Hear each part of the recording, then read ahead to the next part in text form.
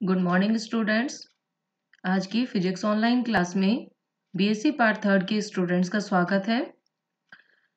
हम nuclear physics के chapters पढ़ रहे थे, तो उसी की श्रृंखला में ये लेक्चर 11 है, जो कि हम पढ़ने वाले हैं mason theory of nuclear forces.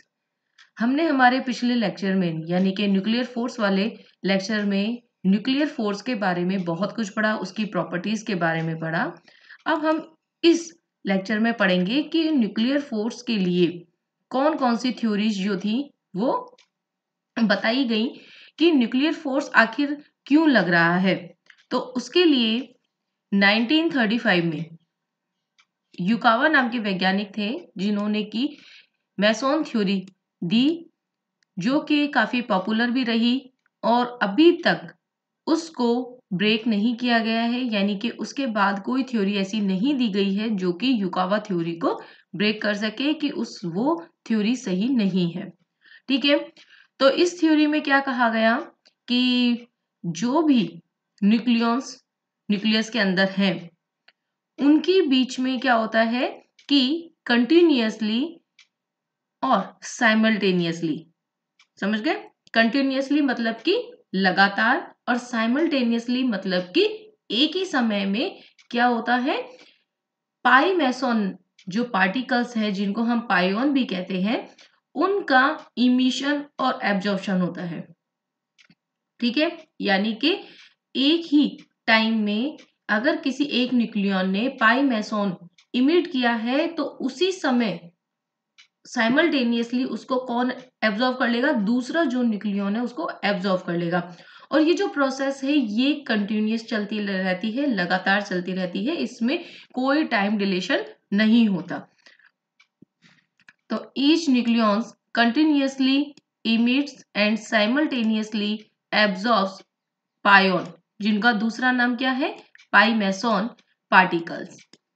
ठीक है, अब इसमें क्या होता है कि जो ये पार्टिकल्स एक्सचेंज हो रहे हैं, यानी कि पार्टिकल इमिट हो रहे हैं, एब्जॉर्ब हो रहे हैं, जिसकी वजह से क्या होता है कि मोमेंटम का ट्रांसफर होता है।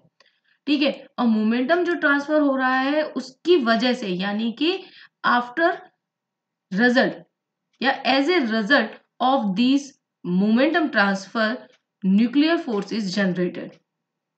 ठीक है, समझ में आ गया कि जितने भी न्यूक्लियॉन्स होते हैं उनके बीच में कंटिन्यूअसली इमिशन होता रहता है पायोन्स का, और साइमल्टेनियसली उन पायोन्स को क्या होता है, एब्जॉर्व कर लिया जाता है दूसरे न्यूक्लियॉन्स के द्वारा, जिसकी वजह से इस प्रोसेस में मोमेंटम ट्रांसफर हो रहा है। और मोमेंटम ट्रांसफर की जो प्रोसेस है उसके रिजल्ट के तौर पर हमें न्यूक्लियर फोर्स जो है जनरेट हो रहा है। ठीक है, पायोन्स जो है वो तीन तरीके के होते हैं, 3 टाइप्स होते हैं इसके। फर्स्ट होता है पॉजिटिव चार्ज पायोन, जिसको कि हम पाई प्लस कहते हैं। नेगेटिव चार्ज पायोन, जिसको पाई माइनस कहा जाता है। और तीसरा होता है न्यूट्रल पायोन, जिस पर कि कोई चार्ज नहीं होता है। ठीक है, अब इन पे जो चार्ज होता है पॉजिटिव नेगेटिव पर, वो लगभग वही रहता है जो इलेक्ट्रॉन पे रहता है। यानी कि हमारे जो जितने भी पार्टिकल्स हम पढ़ेंगे, जैसे न्यूक्लियर वाले इस बुक में आपके कुछ चैप्टर आगे है एलिमेंट्री पार्टिकल्स के लिए, तो वहां पर भी आप देखेंगे तो जो जितने भी पार्टिकल्स हम पढ़ रहे हैं, एलिमेंट्री पार्टिकल्स पढ़ रहे हैं, उनका जो चार्ज है वो या तो प्लस ई होगा या माइनस ई होगा।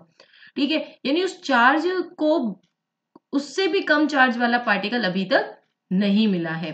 ठीक है ना, लेकिन फिर जब हम क्वार्क थ्योरी पढ़ेंगे वहां जरूर हमें जो है उसमें देखने को मिलता है कि जो उनपे चार्ज है वो प्लस ई या माइनस नहीं होने के बजाय 1/3 2/3 इस तरीके से रहता है। ठीक है, तो अब इसमें हो क्या रहा है, यानी हमने कहा कि भाई मेसन थ्योरी ये है कि भाई पायोन्स का एक्सचेंज हो रहा है, लेकिन अब ये एक्सचेंज किस तरीके से हो रहा है? तो ये जो एक्सचेंज है उसमें देखिए तीन तरीके के हमारे पास पार्टिकल हैं, तो तीन तरीके की ही हमारे पास क्या हो गई है, प्रोसेस हो गई है, जिनके द्वारा ये पायोन्स एक्सचेंज हो रहे हैं। ठीक है, सबसे पहले हम देख रहे हैं कि पाई प्लस मेसन। तो पाई प्लस मेसन के लिए क्या होगा कि यदि मान लीजिए कोई प्रोटॉन पाई प्लस मेसन को इमिट करता है, ऑब्वियस है पाई प्लस को कौन इमिट करेगा? जो कि खुद पॉजिटिव चार्ज हो। अब हमारे पास प्रोटॉन जो है देखिए आपके, तो वो क्या है, एक पॉजिटिव चार्ज पार्टिकल है। तो इसने क्या किया कि मेसॉन में पाई प्लस को इमिट किया और किस में कन्वर्ट हो गए, न्यूट्रॉन में कन्वर्ट हो गया। ठीक है, अब वहां पर मान लीजिए कि कोई दूसरा एक और न्यूट्रॉन वहां पर मौजूद है, तो वो क्या करेगा कि यहाँ देखिए ये इस तरीके से ये इस पाई प्लस को एब्जॉर्व कर लेगा। जो यहाँ पर प्रोटॉन ने पाई प्लस इमिट करके न्यूट्रॉन में कन्वर्ट हुआ, तो ये जो पाई प्लस है उसको दूसरे न्यूट्रॉन ने एब्जॉर्व कर लिया। अब दूसरे न्यूट्रॉन ने एब्जॉर्व करने के बाद ये दोनों मिलकर के हो गए प्रोटॉन। ठीक है, यानी एक तरीके से क्या हुआ कि प्रोटॉन जो था इंट्रैक्शन से पहले, वो अब इंट्रैक्शन के बाद न्यूट्रॉन में कन्वर्ट हो चुका है, और वहीं जो न्यूट्रॉन था वो अब इंट्रैक्शन के बाद प्रोटॉन में कन्वर्ट हो चुका है। ठीक है, तो इस तरीके से ये पाई प्लस जो मेसॉन्स है उसके इमिशन के बाद जो प्रोसेस होती है वो है। अब सेकंड हमारे पास है कि पाई माइनस मेसॉन यदि है, तो उसमें क्या होगा कि पाई मेसॉन, अब माइनस चार्ज हमारे प्रोटॉन के पास तो है नहीं, तो इसमें क्या करेगा कि न्यूट्रॉन जो है वो पाई माइनस इमिट करके प्रोटॉन में चेंज हो जाएगा। ठीक है, क्योंकि न्यूट्रल पार्टिकल है। अब इसने अगर pi minus negative charge emit किया है तो ऑब्वियस है कि इस पर equal and opposite positive charge आ जाएगा, और पॉजिटिव चार्ज आने के बाद वो किस में कन्वर्ट हो गया, प्रोटॉन में चेंज हो जाएगा।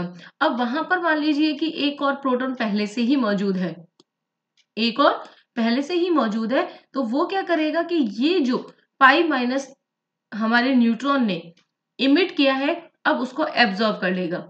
ठीक है, और एब्जॉर्ब करने के बाद यानी दोनों मिलकर के क्या हो जाएंगे, नेगेटिव पॉजिटिव मिलकर के न्यूट्रॉन बन जाएगा। ठीक है, तो इस प्रोसेस में भी यही हुआ कि जो इंट्रैक्शन से पहले न्यूट्रॉन था आफ्टर प्रोटॉन में कन्वर्ट हो गया, जो पहले प्रोटॉन था वो आफ्टर न्यूट्रॉन में कन्वर्ट हो गया। ठीक है, तो ये जो हमारे पास प्रोसेस है वो रेगुलर चलती रहती है, इमिशन की, एब्जॉर्प्शन की, क्योंकि हमारे जो न्यूक्लियन है, न्यूक्लियन इतने पास पास होते हैं कि ये जो इंटरेक्शन हो रहा है कि तुरंत एक ने इमिट किया दूसरे ने एब्जॉर्व किया, ये चीज होती है। ठीक है, अब तीसरा तरीके का जो एक्सचेंज है वो है पाई जीरो मेसॉन के लिए, कि पाई जीरो मेसॉन क्या है। तो पाई जीरो मेसॉन के लिए क्या होगा कि मान लीजिए दो प्रोटॉन आपस में पास पास हैं, तो एक प्रोटॉन ने पाई प्लस पाई जीरो जो मेसॉन है वो इमिट किया, तो इसमें क्या होगा कि इसके चार्ज में कोई फर्क नहीं आएगा।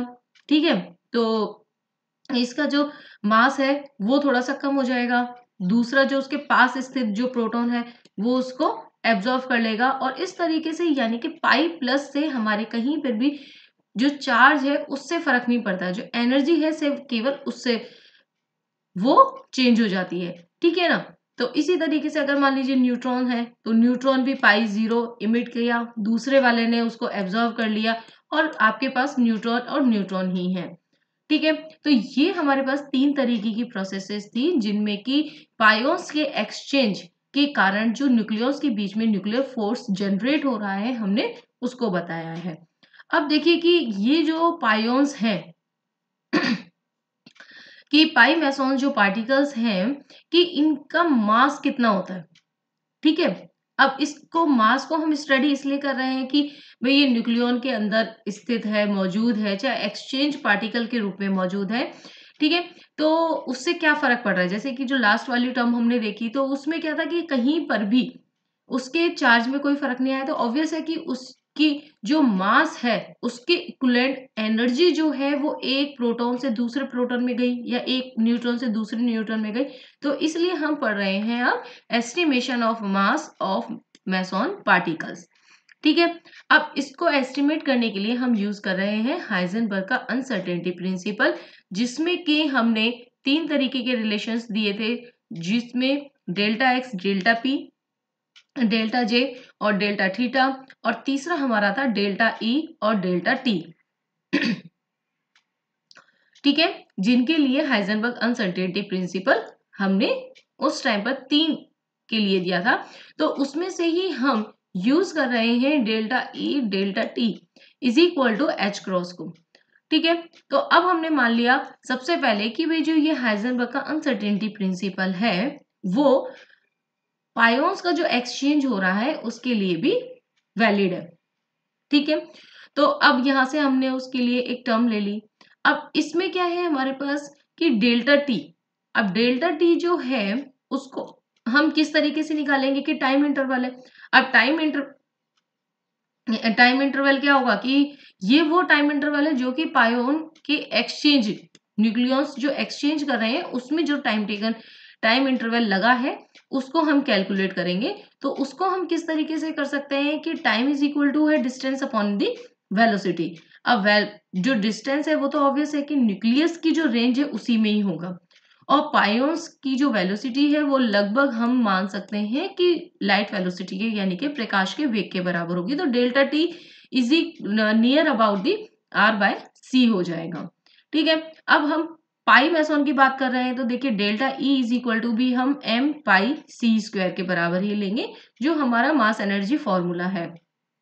ठीक है, अब इन दोनों वैल्यूज को हम क्या करेंगे, अनसर्टेनिटी वाले जो फॉर्मूला है रिलेशन है उसमें रखेंगे, और इसके बाद हमें मिलता है कि एम पाई यानी कि पाई मेसोन का जो द्रव्यमान है वो H cross upon R C के बराबर आता है। और जब इन तीनों ही कॉन्स्टेंट्स की वैल्यूज को जब हम रखते हैं तो हमारे पास देखिए इस तरीके से इसकी वैल्यू निकल के आ जाती है। तो यहां से हमें क्या देखने को मिल रहा है कि इसकी जो रेंज है यानी कि पाई मेसोन की जो द्रव्यमान है, मास की जो वैल्यू है वो लगभग प्रोटॉन और न्यूट्रॉन के द्रव्यमान की ही रेंज में आती है। ठीक है ना, और यदि हम इसको प्रोटॉन इलेक्ट्रॉन से कंपेयर करें कि इलेक्ट्रॉन के द्रव्यमान की तुलना में कितना है, तो देखिए कि यहाँ पर पाई मेसोन की जो द्रव्यमान है वो इलेक्ट्रॉन के द्रव्यमान की तुलना में 226 मल्टीपल गुना ज्यादा हेवियर पार्टिकल है पाई मेसोन। ठीक है, तो ये सब कुछ था हमारा न्यूक्लियर फोर्स की मेसोन थ्योरी के बारे में। ठीक है, और इस चैप्टर में आपका एक टॉपिक और बचा हुआ है लिक्विड ड्रॉप मॉडल, जो कि हम नेक्स्ट लेक्चर में कंसीडर करने वाले हैं। और इसी के साथ ही हमारा जो चैप्टर है वो भी कंप्लीट होने वाला है, आपकी यूनिट कंप्लीट होने वाली है। तो मैं आपको इसके बिहाफ पर एक असाइनमेंट देने वाली हूँ जो कि आप जल्दी से जल्दी करके सबमिट कर दें अपने कॉलेज के व्हाट्सएप ग्रुप पर। और कोई भी प्रॉब्लम है तो आप कॉन्टेक्ट कर सकते हैं। So thank you so much.